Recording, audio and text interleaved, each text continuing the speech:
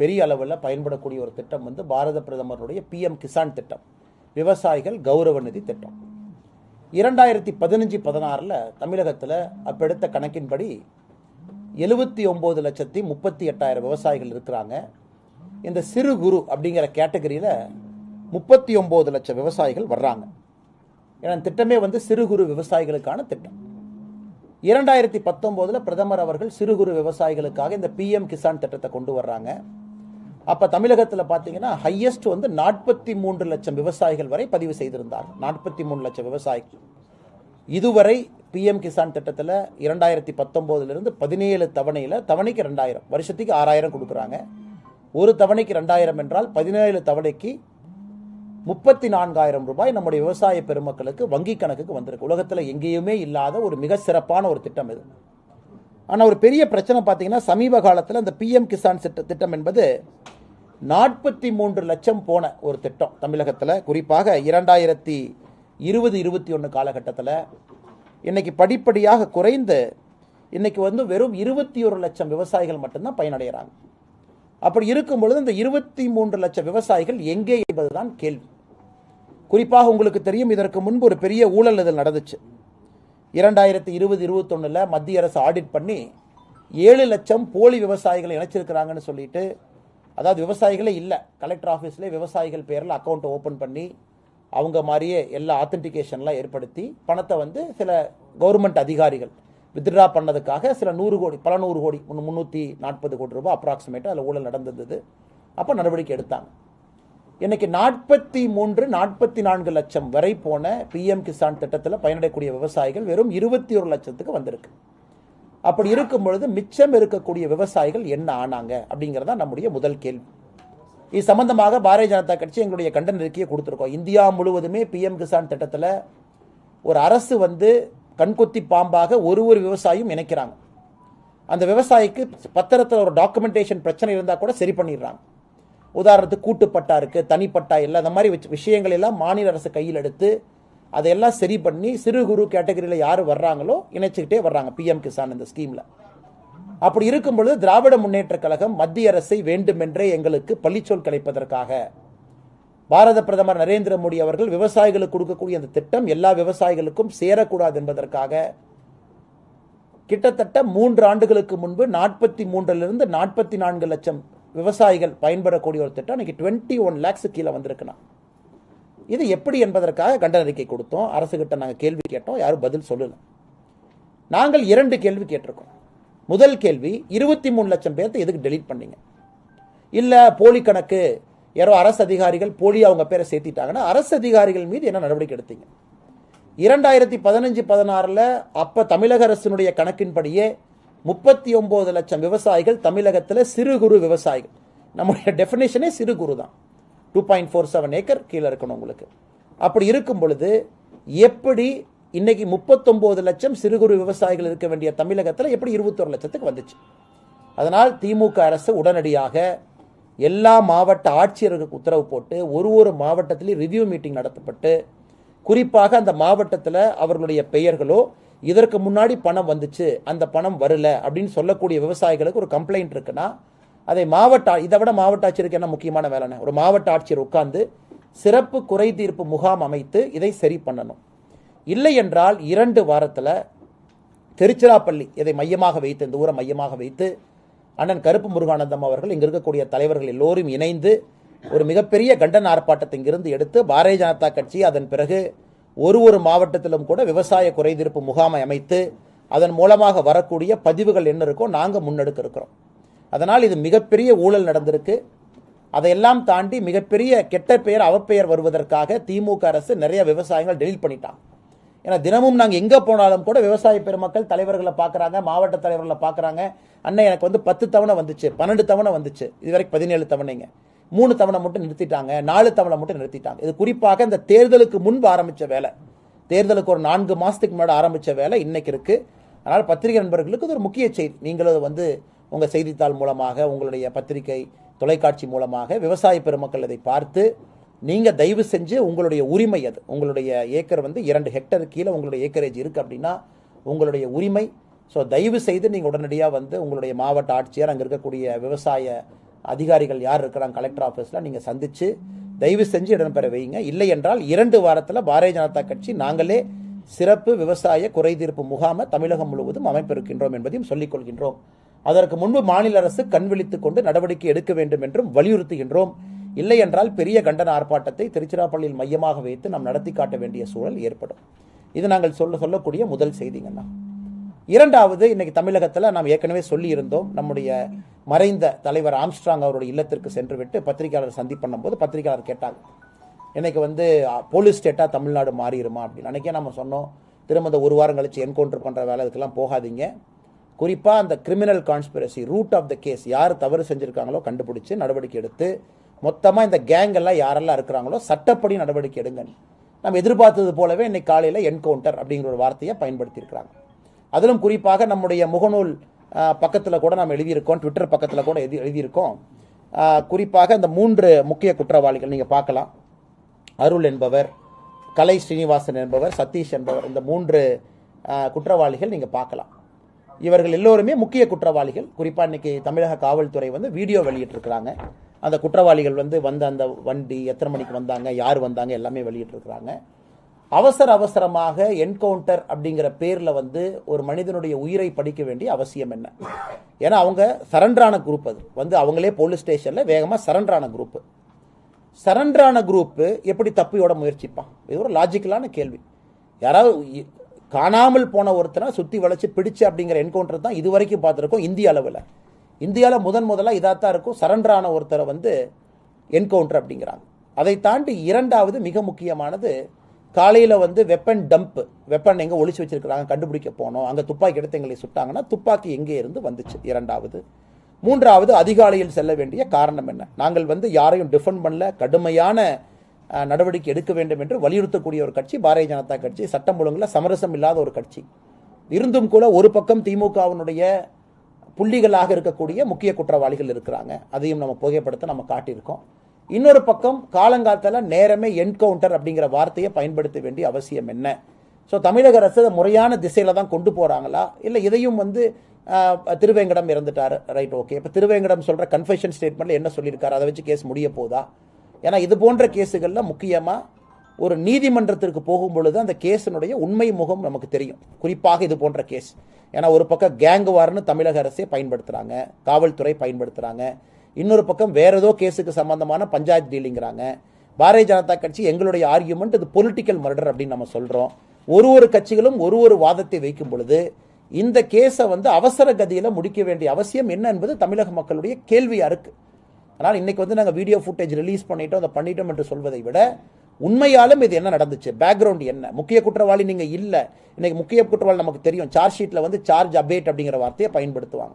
ஒரு முக்கிய குற்றவாளி இறந்த பிறகு சார்ஜ் ஷீட்டில் பேர் வராது, பேர் எடுத்துருவாங்க. அப்போ முக்கிய குற்றவாளி ஒரு கொராபரேட்டிவ் எவிடன்ஸ் கொடுக்க முடியாது.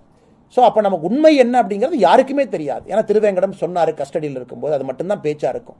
அதனால் தொடர்ந்து தமிழக அரசு உண்மையை மூடி மறைப்பதற்கு தான் முயல்றாங்களோ தவிர இதில் என்ன நடந்திருக்கு அப்படிங்கிற அந்த மர்மம் முடிச்சு அவிழ்ப்பதற்கு எந்த ஒரு காவல்துறையாக இருக்கட்டும், தமிழகத்தினுடைய முதலமைச்சராக இருக்கட்டும், இதுவரை வாய் திறக்காமல் இருக்கிறாங்க.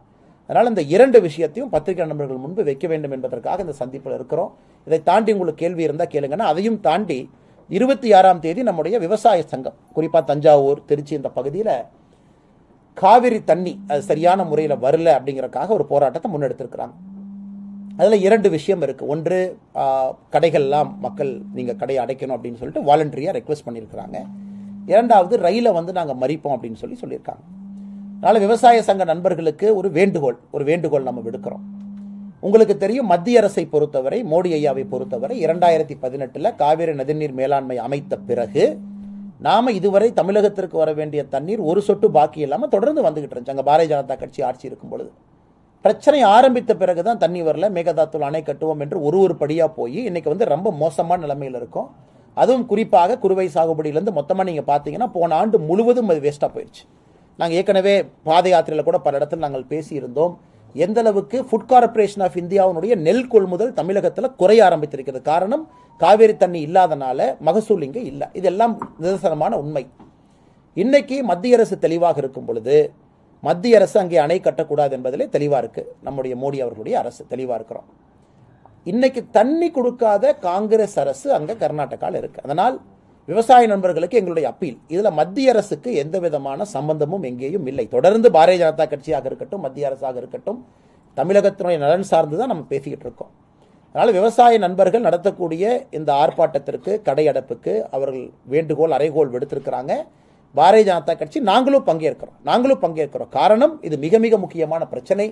இதன் மூலமாச்சு நம்மளுடைய தமிழக முதலமைச்சர் மு.க. ஸ்டாலின் ஐயாவுக்கு ஒரு பிரஷர் ஏற்படுத்தி, இங்க இருக்கக்கூடிய காங்கிரஸ் கட்சிக்காரங்க, எம்எல்ஏ, எம்பி இத்தனை பேர் இருக்கிறாங்க, எல்லாம் கிளம்பி கர்நாடகா போய் சித்தராமையா அவர்களை சந்தித்து வேண்டுகோள் விடுத்து சமரசம் பேசினாச்சு தண்ணியை கொண்டு வரணும். இது செய்வார்கள் என்கின்ற நம்பிக்கை எனக்கு இருக்கு.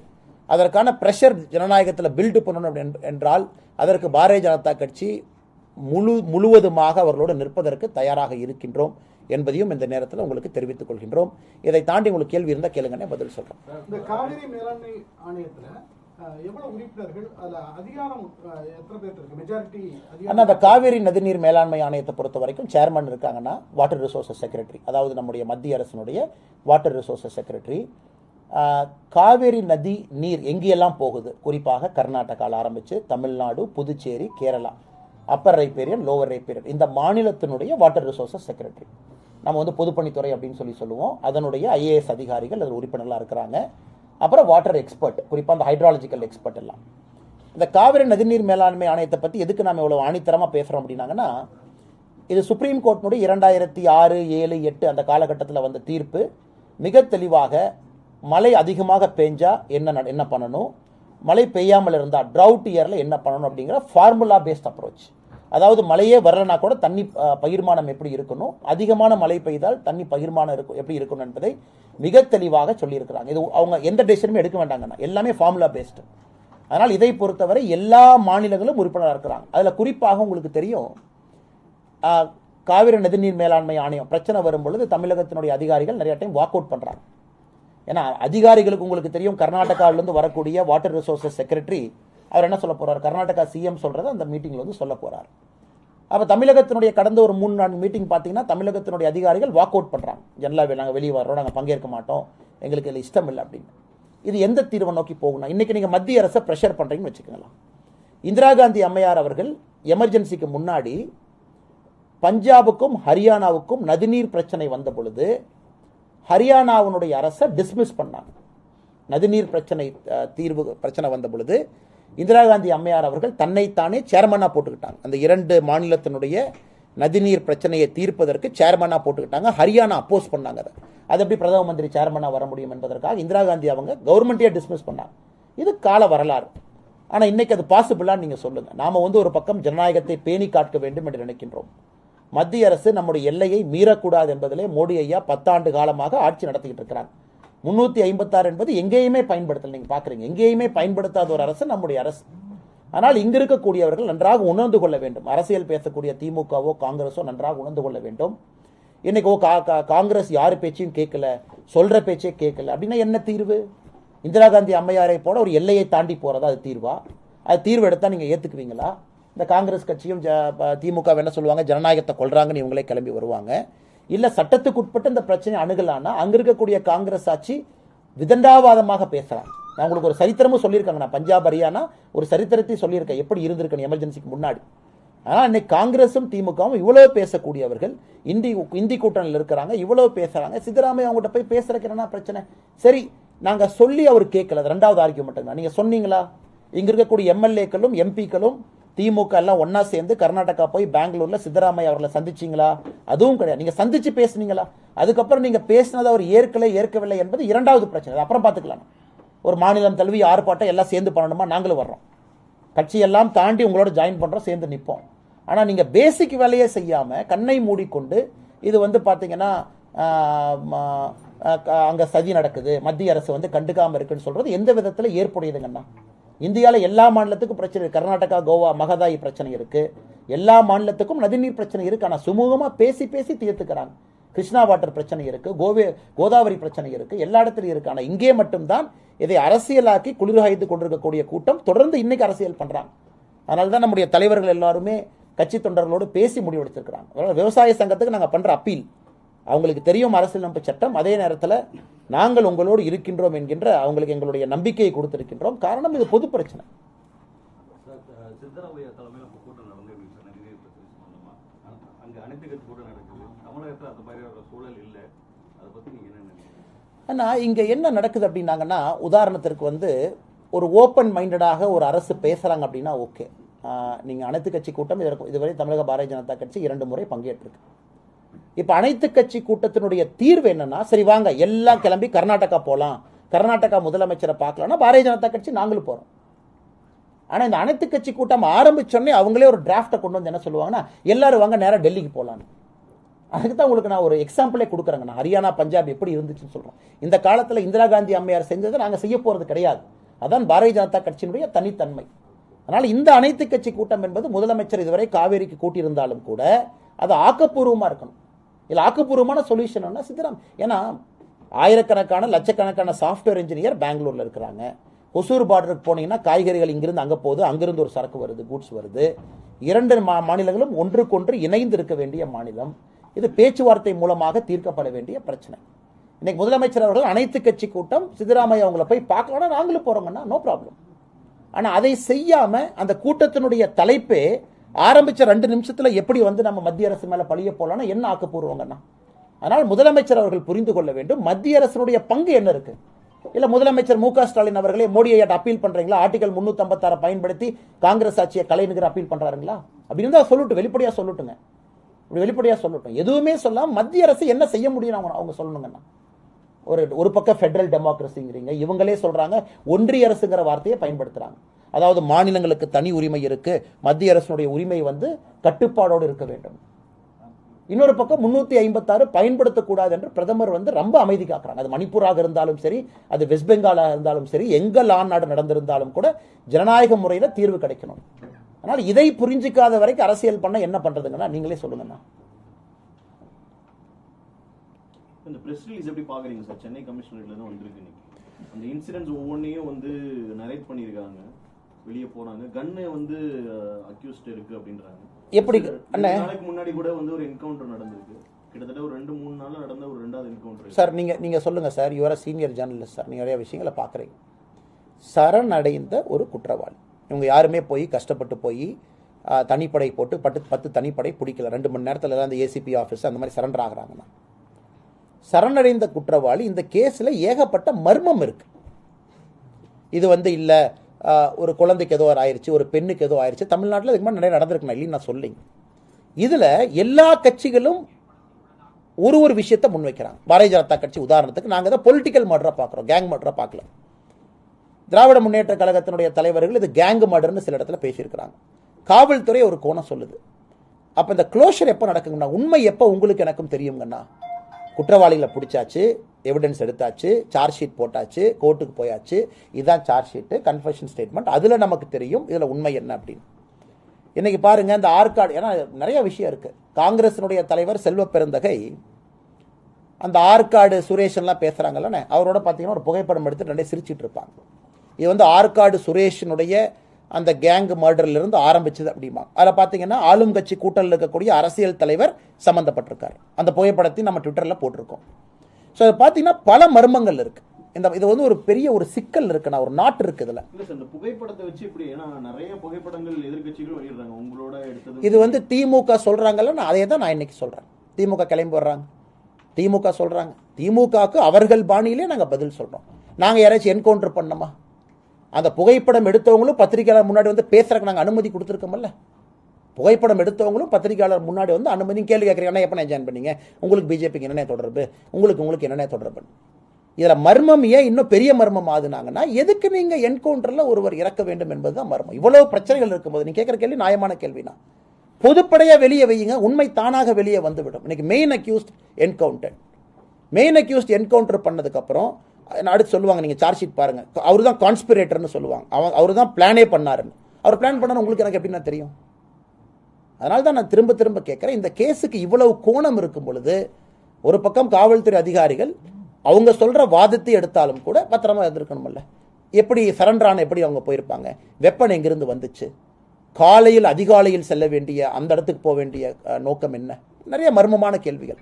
ஆனால் திராவிட முன்னேற்ற கழகத்தை பொறுத்தவரை இதில் உண்மை வரவில்லை என்பதுதான் பொதுப்படையான கருத்து. இதில் உண்மை வரல. நீங்கள் ஆம்ஸ்ட்ராங் ஐயா அவருடைய வீட்டுக்கு போனீங்க, துணைவியாரை பார்த்தீங்க, உண்மையை கொண்டு வரேன்னு சொன்னீங்க. சரி, ஓகே. நான் அமித்ஷாஜி அவர்களுக்கு ஒரு லெட்டர் எழுதியிருக்கேன். எதுக்குன்னா சிபிஐ என்கொயரி. உள்துறை அமைச்சர் வந்து ஹோம் மினிஸ்ட்ரியிலேருந்து நேற்று தமிழ்நாடு அரசுக்கு கடிதத்தை உள்துறை அமைச்சர் ஒரு கடிதம் அனுப்பியிருக்காங்க. நேற்று என்ன அனுப்பியிருக்காங்கன்னா, இந்த மாதிரி வந்து சிபிஐ என்கொயரி கேட்டு லெட்டர் வந்திருக்கு, நீங்கள் வந்து இது சம்பந்தமான என்ன நடவடிக்கை எடுத்திருக்கீங்க அப்படிங்கிறத துரிதமாக மத்திய அரசுக்கு இன்ஃபார்ம் பண்ணுங்க அப்படின்னு சொல்லிட்டு அங்கே இருக்கக்கூடிய அண்டர் செக்ரட்டரி ஒருத்தர் இங்கே லெட்டர் அனுப்பியிருக்காங்க. தமிழ்நாட்டினுடைய ஹோம் செக்ரட்டரிக்கு அனுப்பியிருக்காங்க.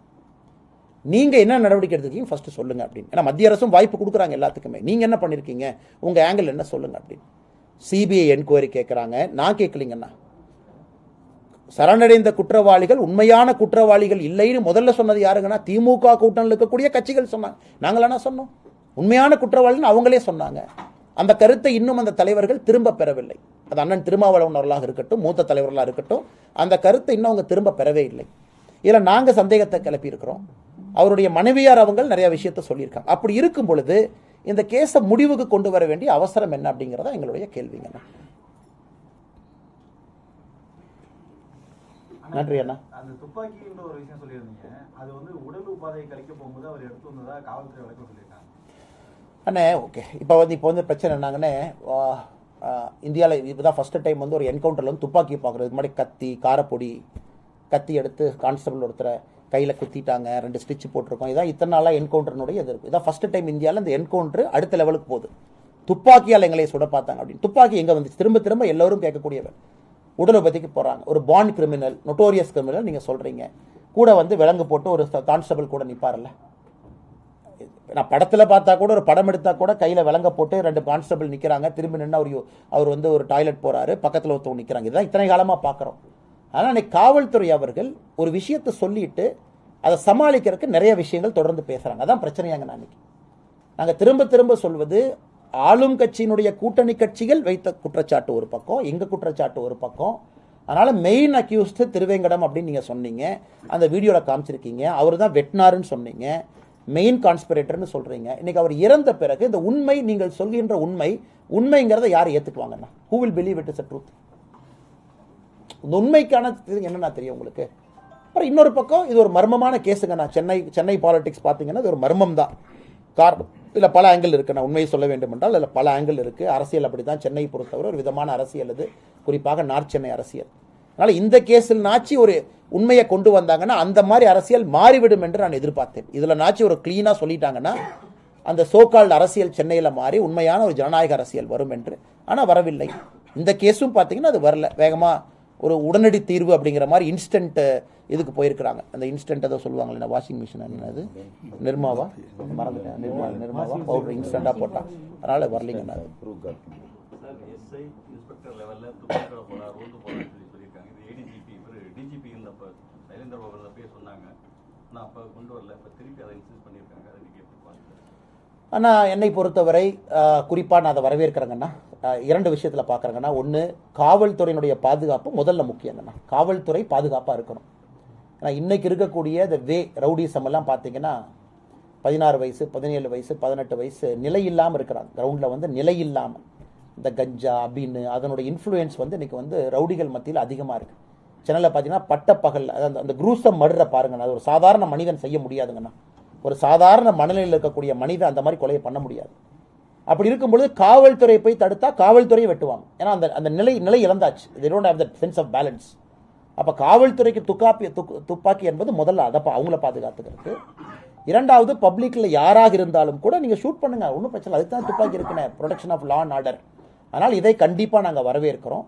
அதே நேரத்தில் காவல்துறையும் வெல் ட்ரெயின்டு தான். எப்போதை பயன்படுத்தணும், எப்போது பயன்படுத்தக்கூடாது. இன்றைக்கி பார்த்தீங்க அமெரிக்காவில் ட்ரம்ப் அவரை பார்த்தீங்க, அங்கேருந்து ஒரு ஷூட்டர் சொல்கிறாரு, பின்னாடி ஒரு சீக்ரெட் சர்வீஸ் ஏஜென்ட் திரும்ப ஃபயர் பண்ணுறாரு. இன்ஸ்டண்ட்டாக ரியாக்ட் பண்ணுறாங்க. அதில் ஒரு சிவிலியன் இறந்துட்டாங்க, ஒரு 2 சிவிலியன் படுகாயம் அடைஞ்சிருக்கிறாங்க. அது மேபி இன்வெஸ்டிகேஷனில் தெரியும் யார் மேலே தவறு, அது அக்யூஸ்டனுடைய துப்பாக்கியில் சுட்டதா இல்லை திரும்ப அவங்க ரிட்டையர் பண்ணும்போது சுட்டதா அப்படின்னு. நான் அதற்காக ஒரு சமுதாயம் வந்து பொறுத்து கொண்டிருக்க முடியாதுன்னா, தமிழகத்தில் காவல்துறையினுடைய கீழ்மட்ட அதிகாரிகள், சப் இன்ஸ்பெக்டர் அண்ட் எபவ் வந்து துப்பாக்கியோடு ரோந்துக்கு போகிறாங்கன்னா நம்ம வரவேற்க வேண்டிய விஷயம் தான். ஆனால் நீங்கள் சப் இன்ஸ்பெக்டர் அண்ட் எபவ் தானே சொன்னீங்க. ஆனால் அந்த என்கவுண்டர் மற்றும் அந்த வழக்கு பதிவு ஆகட்டும், திருச்சியில் வந்து எஸ்பி வருண்குமார் மேலே சீமான் வந்து ஒரு குற்றச்சாட்டை முன் வச்சிருக்காரு. எப்போ நான் வச்சாரு? இப்போ ஒரு 3 நாளைக்கு முன்னாடி ஒரு பேட்டியிலே பேசியிருந்தார். ஒரு குறிப்பிட்ட சமுதாயத்து மேல வந்து எஸ்பி வருண்குமார் வந்து இந்த மாதிரி ஆதங்கமா இருக்காரு. அண்ணே நான் என்னென்னு தெரிஞ்சுக்கிட்டு நான் பேசுகிறேங்கண்ணே. தெரியாமல் நான் ஒரு கருத்து சொன்னால் தவறாக போயிடும். நான் சீமானன் என்ன சொன்னாங்கன்னு அதை பார்த்துட்டு நான் திரும்ப சொல்கிறேன். கவனத்துக்கு வரலைங்கண்ணே, சாரி. மேபி நெக்ஸ்ட் டைம் நம்ம சந்திக்கும் போது